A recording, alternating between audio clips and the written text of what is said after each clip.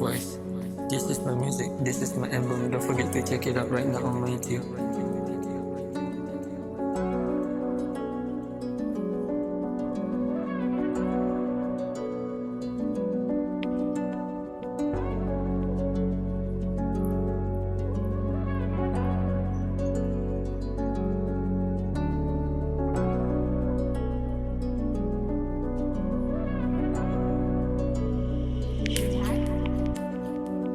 Idea aku buat laju-laju, jadi korang tak payah tunggu. Sebab hidup aku macam tu, jadi korang tak payah seru.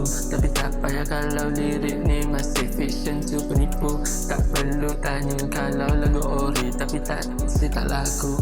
Aku buat ni bukan copyright, tapi ini non-fiction, tapi ini masih limited edition. I got this macam my crop pocket edition. Semua orang kata kita pula energy banyak attention. Yang hidup aku macam midlife, aku pusing straight dekat lampu biru. Ramai orang kata lagu tak laku, tapi ori ramai suka.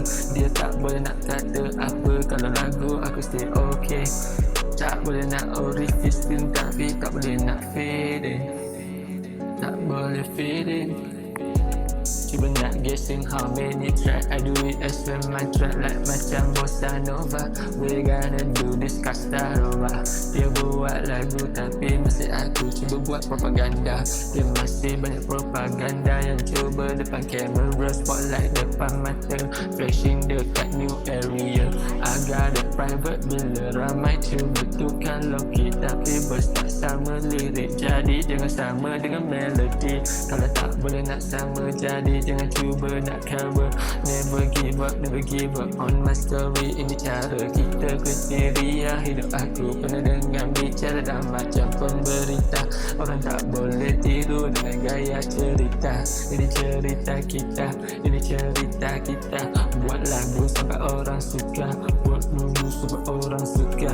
Ini cerita kita, ini cerita kita.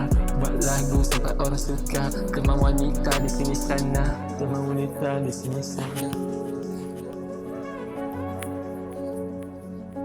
Laju siap.